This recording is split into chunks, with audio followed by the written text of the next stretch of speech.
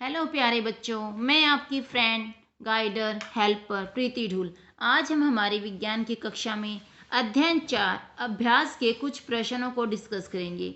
इस वीडियो में हमारे प्रश्न नंबर 1 होगा, 2 होगा, 3 होगा, 4 होगा, 5 होगा और प्रश्न नंबर 8 हमारी इस वीडियो में होगा और जो बाकी के प्रश्न हैं वो हमारी दूसरी वीडियो में आपको मिल जाएंगे। तो आज का हमारा जो प्रथम प्रश्न है यानी कि पहला जो क्वेश्चन है वो क्या है, क्या कहता है, निम्नलिखित में से किसको पीटकर पतली चादरों में परिवर्तित किया जा सकता है। यानी कि ये हमसे पूछ रहा है कि जो इन्होंने हमें जो ऑप्शन दिए हुए हैं इन ऑप्शनों में से कौन एक ऐसा है जिसको हम पीट पीट कर क्या बना सकते हैं, पतली पतली चादरों के रूप में परिवर्तित कर सकते हैं। तो हमारे पास ऑप्शन है जिंक, फास्फोरस, सल्फर और ऑक्सीजन।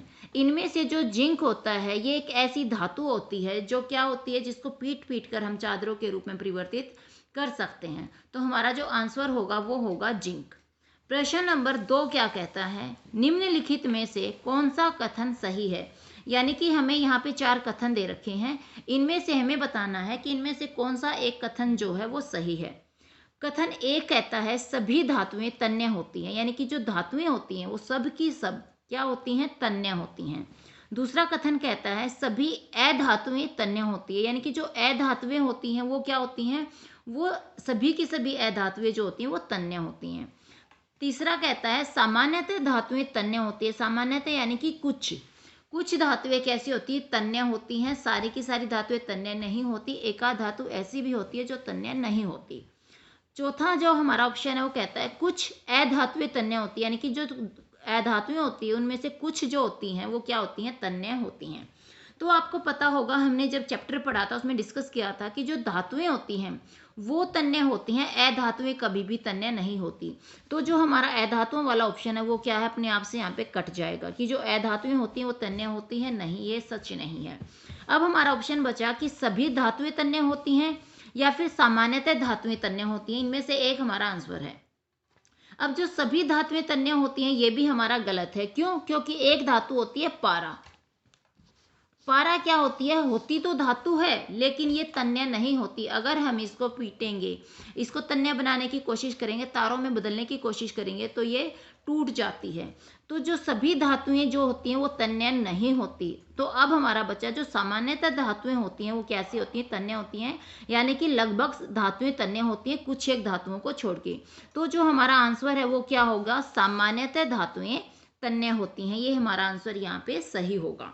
प्रश्न नंबर 3 क्या कहता है, रिक्त स्थानों की पूर्ति कीजिए। यानी कि हमें रिक्त स्थानों को यहाँ पे भरना है। फास्फोरस बहुत डैश अधातु है। जो फास्फोरस अधातु है वो कैसी है, फास्फोरस धातु जो होती है वो सक्रिय होती है और बहुत ज़्यादा अभिक्रियाशील होती है। तो या तो हम यहाँ पे सक्रिय लिख सकते हैं या तो हम यहाँ पे अभिक्रियाशील अधातु लिख सकते हैं। ख क्या कहता है, धातुएं उष्मा और डैश की डैश होती हैं।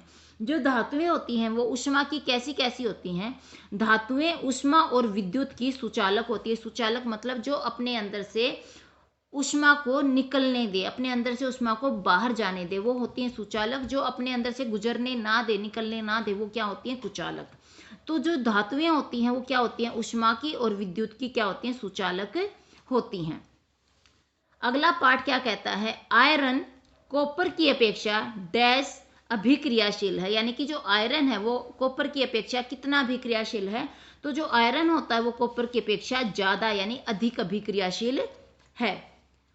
अगला है घ पार्ट, धातुएं अम्लों से अभिक्रिया कर डैश बनाती हैं, डैश गैस बनाती हैं। जो धातुएं होती हैं वो अम्लों से अभिक्रिया करके कौन सी गैस बनाती हैं, ये हमसे पूछा गया है। तो जो धातुएं होती हैं वो अम्लों से अभिक्रिया करके हाइड्रोजन गैस बनाती हैं। कौन सी गैस बनाती हैं, हाइड्रोजन गैस बनाती हैं।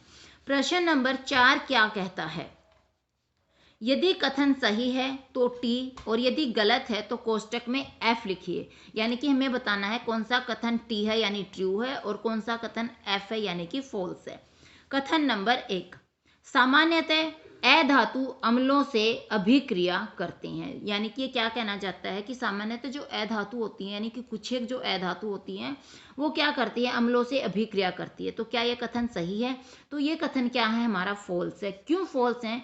क्योंकि अधातुएं कभी भी अम्लों के साथ अभिक्रिया नहीं करती, धातुएं जो होती हैं वो अम्लों के साथ अभिक्रिया करती हैं, इसलिए ये हमारा आंसर क्या आ जाएगा, फॉल्स आ जाएगा। ख पार्ट क्या कहता है, सोडियम बहुत अभिक्रियाशील धातु, यानी कि जो सोडियम होती है ये क्या होती है, एक धातु होती है, और ये हमसे पूछ रहा है कि जो जो सोडियम धातु होती है क्या वो बहुत ज़्यादा अभिक्रियाशील होती है। तो ये बात सच है, तो यहाँ पे हम क्या लिखेंगे, टी, यानी कि ट्रू। ट्रू, सोडियम जो होती है वो बहुत ज़्यादा अभिक्रियाशील धातु होती है। ग पार्ट क्या कहता है, कॉपर जिंक सल्फेट के विलयन से जिंक विस्थापित करता है। यानी कि ये हमसे पूछ रहा है जो कॉपर होता है वो जिंक सल्फेट के विलयन से जिंक को विस्थापित करता है कि नहीं करता है। तो ये हमारा कथन क्या आएगा, फॉल्स आएगा, गलत आएगा। क्यों फॉल्स है ये? क्योंकि जो कॉपर होती है वो कम अभिक्रियाशील धातु होती है और जो जिंक होती है वो ज़्यादा अभिक्रियाशील होती है। तो हमें पता है जो कम अभिक्रियाशील धातु वो कभी भी ज़्यादा अभिक्रियाशील धातु को विस्थापित नहीं कर सकता। एक ज़्यादा अभिक्रियाशील धातु ही क्या कर सकती है, कम अभिक्रियाशील धातु को विस्थापित कर सकती है।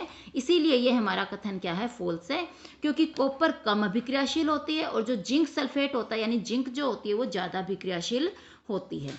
घ पार्ट क्या कहता है, कोयले को खींचकर तारे प्राप्त की जा सकती है। यानी कि जो कोयला होता है क्या हम उसको खींचकर उसको तन्य बना सकते हैं, यानी कि उससे तारे प्राप्त कर सकते हैं। तो ये भी हमारा क्या पार्ट है, फॉल्स पार्ट है, गलत है। क्योंकि जो कोयला होता है उसको अगर हम पीटेंगे तो उससे तारे नहीं बनेंगी, उससे क्या बन जाएगा, उसका चूरा चूरा बन जाएगा, यानी कि वो क्या हो जाएगी, टूट जाएगी, कभी भी तारों में कन्वर्ट नहीं होगी। प्रश्न नंबर 5 क्या कहता है, नीचे दी गई सारणी में गुणों की सूची दी गई है। यानी कि हमें सारणी दी है और उस सारणी में क्या है, गुणों के आधार पर उसकी सूची दी गई है। इन गुणों के आधार पर धातुओं और अधातुओं में अंतर बताना है। यानी कि जो गुण इन्होंने हमें दिए हैं उन गुणों के आधार पर हमें क्या करना है, बताना है कि जो धातुएं होती हैं उनका गुण कैसा होता है और जो अधातुएं होती हैं उनका गुण कैसा होता है। अगर हमसे क्वेश्चन ये आ जाए कि धातु और अधातुओं में अंतर बताइए तो भी हम इसको सेम आंसर देंगे।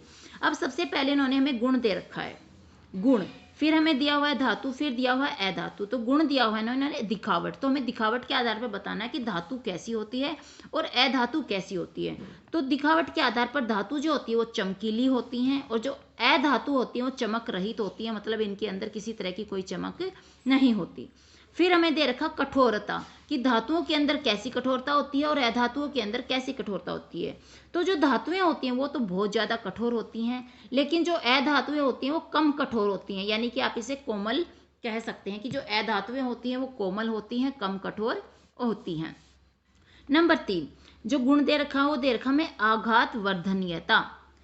तो जो धातुएं होती हैं वो आघात वर्ध्य होती हैं और जो अधातु होती हैं वो आघात वर्ध्य नहीं होती हैं। आघात वर्ध्य का मतलब क्या होता है कि इन्हें पीट पीट कर क्या होता है, किया जा सकता है, पतली पतली चादरों के रूप में बदला जा सकता है। तो धातुओं को बदला जा सकता है पीट पीट कर पतली चादरों के रूप में, जबकि अधातुओं को अगर हम पीटेंगे तो वो चूरा चूरा हो जाएंगी, उनकी कोई पतली चादर नहीं बनती।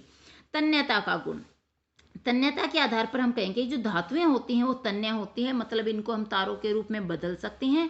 जबकि जो अधातुएं होती हैं वो तन्य नहीं होती, मतलब इनको पीट कर तारों के रूप में, पीट कर या खींच कर आप कह सकते हैं तारों के रूप में नहीं बदला जा सकता, तो इनके अंदर तन्यता का गुण नहीं होता। ऊष्मा चालन, ऊष्मा चालन के गुण के आधार पर बताना है जो धातु जो होती है वो ऊष्मा की कैसी चालन होती है, कुचालक होती है कि सुचालक होती है। तो जो धातु होती है वो ऊष्मा की सुचालक होती है, मतलब धातु अपने अंदर से ऊष्मा को गुजरने देती हैं। लेकिन जो अधातुएं होती हैं वो ऊष्मा की कुचालक होती है, मतलब ये अपने अंदर से जो ऊष्मा होती है उसको गुजरने नहीं देती, तो ये कैसी हो जाएंगी, कुचालक हो जाएंगी। कौन, अधातु।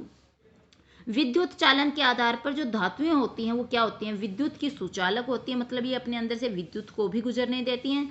जबकि जो अधातुएं होती हैं वो विद्युत की भी कुचालक होती हैं, ये अपने अंदर से विद्युत को भी गुजरने नहीं देती हैं। प्रश्न नंबर 8 क्या कहता है, नीचे दी गई सारणी के कॉलम 1 में कुछ पदार्थ दिए हैं। यानी कि कॉलम 1 में हमें कुछ पदार्थ दिए गए हैं, कॉलम 2 में उनके कुछ उपयोग दिए हैं, जबकि कॉलम 2 में उन पदार्थों के हमें क्या दिए गए हैं, उपयोग दिए गए हैं। कॉलम 1 के पदार्थों का कॉलम 2 से सही मिलान करना है। यानी कि हमें कॉलम 1 में जो पदार्थ दिए हैं उनका मिलान कॉलम 2 में जो उनका उपयोग दिया हुआ है उनके साथ हमें इनका करना है। तो सबसे पहले हमें जो दिया हुआ है पदार्थ वो क्या है हमारा गोल्ड। तो गोल्ड का उपयोग हम कहाँ पे करते हैं? गोल्ड का उपयोग आपको पता है, हम जो आभूषण होते हैं, जो गहने होते हैं, उनको बनाने में हम क्या करते हैं? गोल्ड का उपयोग करते हैं। फिर हमें दे रखा आयरन। आयरन का उपयोग हम कहाँ पे करते हैं? तो आयरन का प्रयोग हम मशीनें बनाने में, यानी मशीनों के अंदर हम आयरन का प्रयोग करते हैं। तीसरा जो हमें दे रखा एल्यूमिनियम। एल्यूमिनियम का प्रयोग हम कहाँ पर करते हैं? खाद्य सामग्री लपेटना, यानी कि जो खाद्य सामग्री होती है उसको लपेटने के लिए हम जिन थैलियों का प्रयोग करते हैं वो किससे बनी हुई होती है? एल्यूमिनियम से बना हुआ ये पैकेट होता है। तो इसका प्रयोग कहाँ पे करेंगे? हम खाद्य सामग्री को लपेटने में हम एल्यूमिनियम का प्रयोग करते हैं। फिर है हमारा नंबर 4 पे कार्बन। कार्बन का प्रयोग हम कहाँ पे करते हैं? तो जो कार्बन का प्रयोग होता है वो ईंधन के रूप में होता है। किसके रूप में होता है? ईंधन के रूप में होता है। अब अगला है हमारा कॉपर। कॉपर का प्रयोग हम कहाँ पे करते हैं? कॉपर का प्रयोग आपको पता होगा कि जो बिजली की तारें होती हैं उन बिजली की तारों को बनाने में हम किसका प्रयोग करते हैं?